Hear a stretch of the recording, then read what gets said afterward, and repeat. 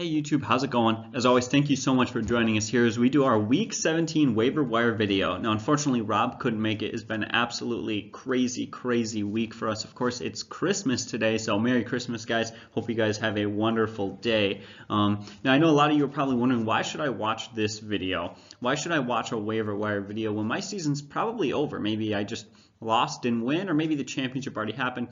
Whatever the case may be. Well, the point really for this week, one of the big things is just to keep up with trends in the NFL right now. Now, there are some people who have Week 17 championships. That's not quite as common, but even if you're done, right, it's just important to stay on top of everything that's happening, because as we go into next year and in the offseason into our preseason rankings and look at the 2019 season, knowing how guys finish the season is really important. You might see a guy and look at his stats and go, well, that's just all right. But then you look at really kind of how he developed throughout this season, especially like rookies, and see, okay, well, he didn't start well, but look at how he finished, and we can really project forward. And so that's something that's really important for this video. But also, we just want to talk football, so here we are. I have to apologize. I'm pretty sick right now, and so if my voice sounds a little bit off or I don't look quite right, I apologize. That's just, for whatever reason, woke up this morning not feeling so well. But as always, let's not talk too long. Let's not waste too much time. Let's get into the first guy here. All right, so how can we do a waiver wire video without talking about Jameis Winston? For some reason, people just don't have faith in him. He's still 48% available. While he has struggled 2 weeks in a row, it was against the Saints and the Ravens. The Ravens are insane right now. The Ravens are on fire. We saw what they did to that Chargers offense, made them look just awful. And so, of course, he struggled against the Ravens. That's one of the best defenses in the NFL. And then the other, maybe the top two, honestly, maybe the top two defenses is the Ravens and the Saints, and that's the other team they played, was the Saints. I know they've had, a 6 or 7 game stretch where they gave up just 11 points per game. Both those teams have been so dominant, so of course he struggled, but he really bounced back last week with 334 passing yards. And reminded us, why he got that job in the first place. He's a guy who has had so many huge games this season. Of course, he plays Atlanta. Another big reason that he's a good play this week is Atlanta gives up the 3rd most fantasy points to quarterbacks, and especially Jameis Winston. The last time Winston played them, he threw for 395 yards and 4 touchdowns. That comes out to about 33.7 fantasy points that he scored that game. So I think Winston is a great guy to pick up on the waiver wire for this week. Again, 48% available. Another guy that's available, a nice young name, guy that's really hot and fun to talk about, is Lamar Jackson. Jackson is 55% available. He doesn't have the easiest matchup this week. He plays the Browns. They give up the 16th fewest, but that's around average, so it's not a tough matchup, but it's not an easy matchup. He's averaging just under 20 fantasy points per game. Of course, a lot of that is on his legs. He is just so darn athletic. But he really hasn't passed well, and that's something that has made us here at the Fantasy Football Profits very hesitant. But, he did have his first game throwing for over 200 passing yards, so that was pretty good. And he did score 16 fantasy points against the Chargers. That number is really impressive when you look at the fact that the Chargers give up the 4th fewest fantasy points to quarterbacks. So he's played very well. We just have some concerns. He doesn't have a great tight end to throw to or a great wideout, really. That whole core there struggles. The defense and running game are good enough that they don't really want him to do much. And, he has 6 fumbles in the last 4 games. He's not an amazing option, but Lamar Jackson is a pretty good option for some deep 16-team leagues or double quarterback leagues. All right, what about Josh Allen? Now, Josh Allen has played really well. In fact, he's had some huge games. Played Jacksonville at 26 points, played Miami 31, 23 against the Jets, 19 against Detroit. Struggled last week against New England, only scored 11.68 fantasy points. But he has been very productive. However, we've seen this production kind of slow down. And so we look at those numbers a few weeks ago against Jacksonville. He had 99 rushing yards and a touchdown. Then he had 135. Then he had 101 and a touchdown. Then he had just 16 yards, but he scored. And he had just 30. So you see that projection of those first 3 games. He had huge numbers. He was scoring touchdowns. He was rushing for over 100 yards. And then the last 2 games, his yards have gone down to just 46 yards in 2 games. And so I think teams are starting to figure out his legs, and I think that that's going to be a serious problem for him this week as he goes up against Miami. Now, Miami does give up the 15th most fantasy points to quarterbacks, so that does bode well for him. And he's averaging about a passing touchdown per game. And so Josh Allen, not an amazing start, but in a deep league where he is 73% available, he is an all-right option this week against an okay matchup and a guy who can get it down with his legs and a little bit with his arm as he continues to grow some rapport and some great connections with wide receiver Robert Foster. Another guy to talk about is Derek Carr. Derek Carr's played pretty well lately. Now, he struggled last week against Denver, but Denver's a good defense. They really are, and that was an extremely low-scoring game. In fact, they won 27-14, which really, in the end, just says that they did not need to do much. They just did not ask him to do a whole lot. And so, but you look at kind of the trends. A few weeks ago, he had 3 touchdowns against Kansas City, 2 against Pittsburgh. He didn't have a great day against Cincinnati, but for some reason, Cincinnati really stepped out that game and shut them out. And so you look at the numbers, they're not amazing, but I think it bodes well he's playing Kansas City. Plays Kansas City this week, who gives up the second most fantasy points to quarterbacks. And again, he threw for 285 and 3 touchdowns for 24.2 fantasy points last time he played Kansas City. And so that is a very good matchup. Derek Carr at 77% available. Maybe not my favorite option this week, but he's certainly a option with some value that you can play. All right, so Nick Mullins, this is a guy that's a little bit hard to talk about.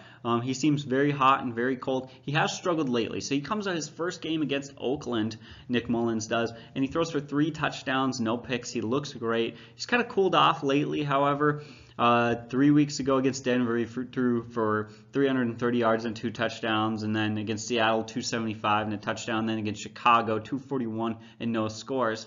So you think, oh, maybe he's struggling, maybe he's not that great, maybe he's not the answer. However, you look at the last few games he played Seattle, underrated. He threw for 414 yards and 2 touchdowns. And he played Denver, over 330 yards and 2 touchdowns.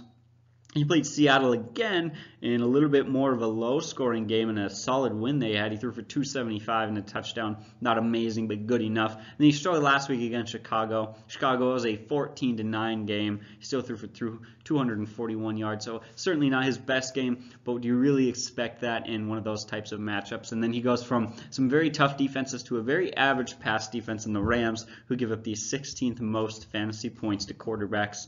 And so Nick Mullins is an option this week, and a guy that, you know, has struggled in a tough schedule, but actually proven himself to be a guy who probably is going to create some quarterback controversy next year. That'll be certainly fun to watch. Who gets that job, Mullins or Garoppolo?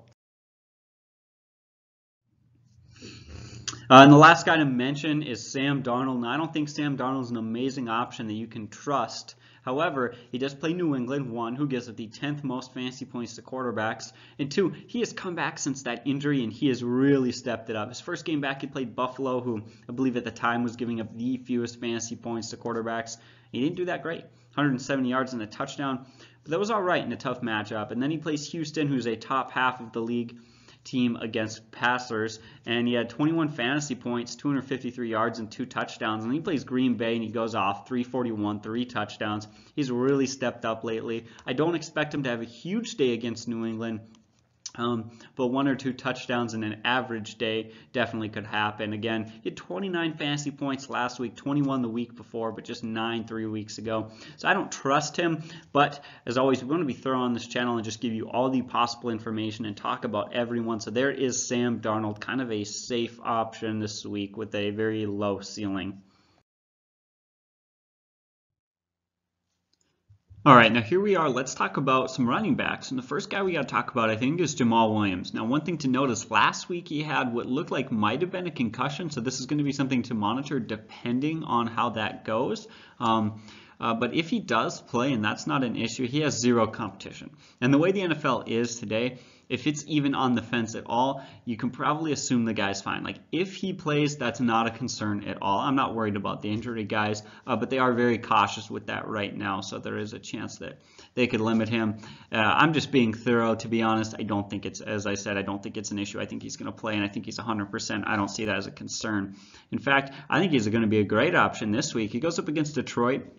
Lions do give up the 13th most fantasy points to running backs, and he's on a bit of a hot streak. 2 weeks ago, he had 17.7 fantasy points against that stout and very tough Bears defense. And then last week against the Jets, he had 95 yards and a touchdown. That's 24.6 fantasy points. He has played very well. And then again, now he goes in this very easy matchup against the Lions, who give up 4.4 yards per carry and 114.3 rushing yards per game.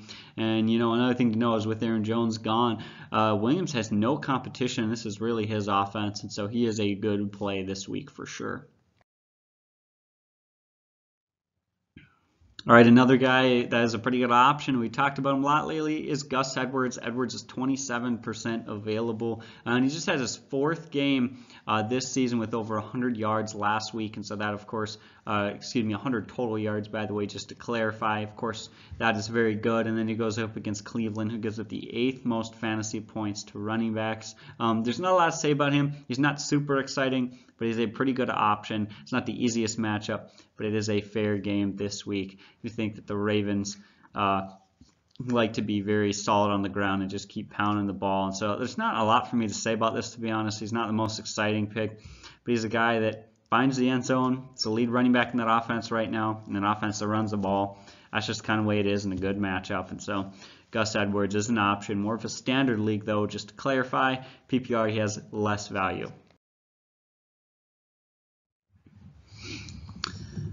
Right, got my notes all out of track here. So Doug Martin is 42% available, and really for one, he hasn't been insanely impressive this year. We'll talk about some of his numbers that are good, but for starters, sometimes guys just step up in good matchups, and this is one of those guys. When you look at it, he plays Kansas City, who gives up the 2nd most fantasy points to running backs. That right there is huge. Last time he played Kansas City, he scored 13.7 fantasy points. Not a huge day, but pretty good. So you look, he's had some tough matchups lately. Last week, he had 107 yards and a touchdown against Denver. He scored 21 fantasy points. He played real well there. Was that 5 weeks ago? He played Baltimore and had 5.1 yards per carry, or 5.5 or something like that. And he had a touchdown even, so he looked very, very good. He hasn't been amazing. He's a bit more of a standard league guy, but he's going to get you about 10 fantasy points. He should find the end zone in this game, and that I very much like him for that. And so again, a bit more of a standard league leaning. When you're looking at the running back position, there's not a lot of talent. There's even less in PPR leagues, and so a lot of these guys that we mentioned are mostly just for standard leagues. But of course, at this point in the season, you might be desperate, willing to take whatever you can get. So Doug Martin this week against Kansas City is a guy to keep your eye on. All right, here we are. Now we got Elijah McGuire. Now, he doesn't have the easiest matchup in the world. Those go against New England, who gives up the 16th most, and so that's a little bit better than average. He does have 3 touchdowns in the last 3 games, so that's good. But I'm not a huge fan of him. He's got just 2.5 yards per carry last week against the Packers. He was very ineffective, and I don't like that offense very much. However, Sam Darnold has been playing better. He threw for 300 yards last game and looked very impressive. And of course, when he does that, it opens up the field much, much more for that running game. However, I'm not the hugest fan of McGuire, but he is 39% available, and why not mention him just to get him on that list as another option in case some of these other guys aren't available. All right, Jeff Wilson. So Jeff Wilson's a guy that we have on and off talked about a ton on this channel this year, and really the thing has been, well, he's played pretty well, but Matt Breida is there. He has been amazing, right? He's kind of all over the place. Well, Matt Breida injured his ankle. Looks like he's not going to play this week. I guess he's set to miss Week 17, and that's kind of the news right now that's when it's going to happen. There's not a lot going on. He's a guy who's a strong volume-based fantasy play. He's not amazing, but he does go against the Rams, who give up the 12th most fantasy points to running backs, and so that, of course, bodes very, very well for him. And at 52% available, he might be a plug-and-play option. If you look at his game-by-game stats, which I'm not going to read off to you and bore you guys, it's not amazing. It's not great. But if you are very desperate in a deep league looking for maybe a 3rd running back or a flex or whatever it might be, Jeff Williams might be the play this week when you look at he could step up in that easy matchup. All right, Peyton Barber. Now, Peyton Barber is like some of the other guys we've talked about today. Pretty boring, not the most exciting pick, but he is an option. First of all, he's 32% available, and you got to like that he goes against Atlanta. That defense has not played up to par, or at least what we expected this year. In fact, they give up the 4th most fantasy points to running backs, and so that goes well for him. Barber topped 85 rushing yards for the 2nd time in the past 6 weeks, and so that's what he did last game. That was pretty effective. He does have 4 touchdowns in that stretch as well. So I already said this, but he's a guy who's got standard league value, loses some value in PPR leagues. It looks like at the end of the season, whenever you're desperate for running backs, it's pretty easy to find a guy who can pound the rock in the end zone, but it's really hard to find a guy who can get consistent high volume and take over that offense and do a lot in the passing game. And so that's what's really hard to find. I guess just something to note as we go into the offseason and start ranking guys and looking toward next year. But again, Peyton Barber, I feel like we've talked about him every week, and just people refuse to commit to him, and I completely understand that. When you look at a guy who's hasn't been that amazing, he's not a huge guy, he's not going to go off and have monster days, but he does find the end zone from time to time, or most of the time, and that of course gives him enough value just to mention. We got to talk about C.J. Anderson. C.J. Anderson is a great play this week. San Francisco gives it the 12th most fantasy points to running backs, and that is huge. Of course, if Gurley misses this Week 17 game, which he probably will, they would be smart to. He is an awesome option. C.J. Anderson went off last game for over 100 yards rushing and a touchdown. He looked fantastic, and he's still 61% available. He's probably the best option we're looking at this week, and so C.J. Anderson, he is a great play. All right, we got a player now for you Detroit Lions fans out there, Zach Zenner. He's really been the most effective running back in that backfield as of right now, and he's got a good matchup against the Packers. They're the 20th ranked run defense. They give up 119.6 rushing yards per game, and maybe even better, 4.4 yards per carry. Zach Zenner has started to slowly maybe step up. I don't know if he's going to fully separate himself with 1 week left in the season. I clearly, obviously don't think that he's going to be the running back of the future, but for a 1 week play at 95% available, he might be the desperation play that could get you a championship here in week 17, when a lot of those star running backs are just not going to be getting a lot of carries. And that's what's difficult about this week. You may have gotten to the championship, and that's why most championships were last week, because maybe you have the best team in the league and you made it to the championship and you're supposed to win, but your best player like Todd Gurley is out. Right, and so a lot of people get desperate at this point, and that's why I prefer to, and most people prefer to play the championships last week. Zach Zenner is a guy that you should keep your eye on for him this week, but you shouldn't keep your eye on long term. I don't think that he is the answer. Of course, Kerryon Johnson is the guy there going forward. And then I believe, if I'm not mistaken, the last running back we're going to talk about, maybe we have one more, but that's Brian Hill. He is 99% available.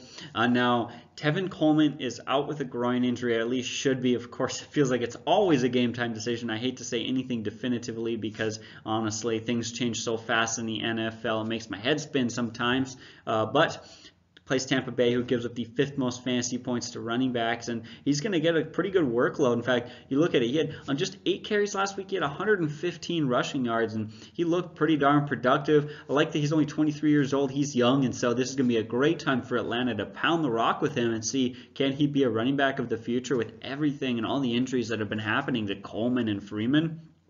Brian Hill might be a good play this week. Very risky, but maybe of all the guys we've talked about, maybe has the highest upside.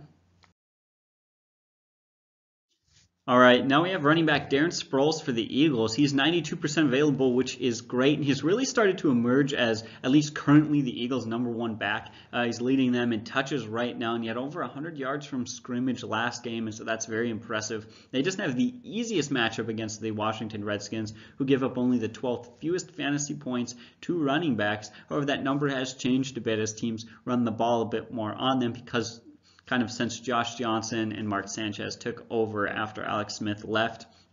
In fact, they actually do give up 115.4 rushing yards per game. That's 17th in the NFL. That's not very good. This could be a good week for Darren Sproles as the lead running back in that offense with all those injuries to kind of step up and have one last big game before his career seems to be ended. In fact, honestly, I'm surprised he's still playing and hasn't retired yet, but he is getting the job done. And so Darren Sproles this week might be a play as the Eagles are fighting to get in the playoffs, and it's a situation for them where they have to win. If they lose, they're out for sure. And so NFL, they're definitely kind of like backed into a corner, and they're going to be playing really 100% this week. This definitely could be a good option for Darren Sproles, who just might go off and have a huge game. All right, now here we are talking about the wide receivers, and the first guy to talk about is Robert Foster. He's exciting as we look forward to next year. He has played well lately. You can look at his stat chart against the Jets. He had 105 yards, 94 and a touchdown against Jacksonville, 104 against the Jets, 108 with a touchdown against Detroit. He did only have 52 yards and no score last week against New England. Of course, that's the New England Patriots, and they really found a way to slow down Josh Allen in that offense, and so I'm not surprised. He is 64% available. Plays Miami this week, who gives up the 14th fewest fantasy points to wideouts, but he is pretty hot lately. He's not an amazing play, but as a wideout 3, he definitely could sneak into a lineup and make the difference for a couple of teams to win a championship this week. Another guy to talk about is Jordy Nelson. Nelson is 48% available. He plays Kansas City. Kansas City gives up the 8th most fantasy points to wideouts. I mean, that is really a team that scores a lot of points and lets a lot of teams score points, and so that bodes well for him. He's a bit more of a PPR play. For whatever reason, Nelson hasn't found the end zone a lot this year, but he caught 7 of 10 targets last week for 75 yards and really seems to be the #1 wide receiver in that offense for a Derek Carr, who's actually having one of his best seasons as far as his passer rating or his quarterback rating. I'm not sure which, probably both if one is the other. I mean, they're very similar. But the point is, he's been very efficient this year and just needs the weapons. And really, guy who's a couple last few games starting to step up and be that guy is Jordy Nelson. Far from a awesome play that you're excited to put in your lineup, but could be good enough. As always, those little things make a difference, especially in the final weeks of the season. All right, now we have Robbie Anderson, and Anderson is a guy who, as we talked about last year, had a huge stretch. He looked awesome and then kind of disappeared this year. And what was the case? Well, his quarterback wasn't playing well. In fact, for a lot of the time, his quarterback was inexperienced and awful, and then he was hurt. And then, of course, Robbie Anderson was also hurt. And so this was a really rough year for him, but now he's gotten healthy, and his quarterback, Sam Darnold, has played better, and you can really see the difference. 4 weeks ago against a very tough Tennessee team, he had just 4 catches and 48 yards. Then he played Buffalo, a tough pass defense. He had 76 yards and a touchdown last week, or 2 weeks ago against Houston, another tough team for as far as their pass defense goes. He had 96 yards and a touchdown on 7 catches, and then last week he went off 9 catches, 140 yards and a score. That's 27 fantasy points against the Packers. He's a great option. Now, he does play Patriots, give up the 12th fewest fantasy points to wideouts, but I think that is not too much of a concern as far as he's concerned. I think the concern is, what are they going to do to stop Sam Darnold from moving the ball? If Darnold plays well, Anderson will be in for a good week, and at 30% available, he's certainly an option for quite a few of you guys out there. All right, Sterling Shepard. Now, he's an important guy to talk about because of the absence of Odell Beckham Jr. When Odell Beckham was out, he had 6 catches for 113 yards, and that right there is pretty good on top of that. But he could be in for a huge day against the Cowboys, allowing just 130.5 passing yards per game. That's 9th in the NFL, but you look at the way that they are playing. He is the #1 wide receiver in that offense and #1 target when Odell Beckham is out. And so if Beckham is out, he is a good volume play, a good PPR play. Again, at 26% available, not highly available, maybe not the greatest option this week, but in a PPR league, he definitely has some value just as far as that volume play goes. We got to talk about Adam Humphries, another guy who's very much just a PPR play. He goes against the Falcons' 24th ranked pass defense. And he had 51 catches for 530 yards and 5 touchdowns over just the past 7 games. Heck, he had 10 catches last game. Adam Humphries is a definition of a PPR wide receiver, and at 34% available, if he's out there in a point per reception league, he is a guy you need to put in as your wide receiver 3 who could have a huge week this week against the Falcons' weak pass defense. Got to talk about Mike Williams. Now, I don't think he's an amazing play, but here's where we're kind of sitting at with him. He's 35% available, and he plays the Denver Broncos, who give up the 12th fewest fantasy points, or excuse me, the 13th fewest fantasy points to wide receivers. He took off 2 weeks ago against Kansas City, had 76 yards, 2 touchdowns and a 2-point conversion. People thought, wow, he looks great. But you have to remember Keenan Allen was out and he was the #1 wide receiver then. Comes back the next week, Keenan Allen is back, and he has just 1 catch for 7 yards. Now, that was against the Baltimore Ravens, who absolutely shut them down, but I also think that that is a bit closer to who he is as a wide receiver. In my mind, I expect him this week to get, maybe 3 or 4 catches for about 50 yards. And I wouldn't gamble on a touchdown. In fact, he's only scored 1 time in a very long while. I know for certain at least 1 game in the last 4. And so you can see he's very dependent on Keenan Allen not playing to having lots of value. Now we talk about Chris Hogan. Now a lot of people were excited about him at the start of the season, but he didn't even get targeted last week, and he's been much of a disappointment this year. Played the Bills last week, and as I said, didn't even get a target. But his role should certainly increase now that Josh Gordon is completely done and goes up in a pretty easy matchup against a team who allows 442 passing yards last week. And so he definitely could take off. Again, the Jets' 2nd worst pass defense in the NFL, and Hogan is 60% available. Maybe he does. This is a bit of a gamble, but maybe he does fill in for Josh Gordon and have a monster day. Certainly can't feel like this is a safe, secure, almost guarantee, but the ceiling is so high with him. He is a fast wideout who can basically is 1 play away from a big home run, touchdown, and a large fantasy day every single play. And then I believe, if I'm not mistaken, the last guy is DeAndre Carter. Maybe he might be the 2nd to last. I get all confused with these notes. He has some value because Demaryius Thomas, he hurt his knee and he's struggling. Of course, Kiki Kuti has been extremely banged up and struggled. He did have 6 catches for 61 yards last game, but he goes against Jacksonville. He gives it the fewest fantasy points to wide receivers, so I'm going to stay away from DeAndre Carter this week, but we did have some questions about him, so we had to put him in this video to just talk about him and give you guys a little bit of a rundown as to what we think about him. In that tough matchup, I just think that that's too tough for you to trust, and especially considering either one of those guys could come back, and of course Hopkins can play, and he could honestly end up being the 4th wideout on the depth chart. And then finally, we've got Jamison Crowder. And Jamison Crowder is a guy who could have a huge day because this could be a real shootout there against the Philadelphia Eagles at 78% available. That's bodes very well for a guy who goes up against the Eagles, as I mentioned, who give up the 2nd most fantasy points to wideouts. As I said, earlier in the video, the Eagles are playing for a playoff spot, and he could absolutely have a monster day. And so Jamison Crowder probably has the highest ceiling of all the wideouts we talked about today. But as always, I really would not feel safe with him. These are all options we talk about that are just in case you have to.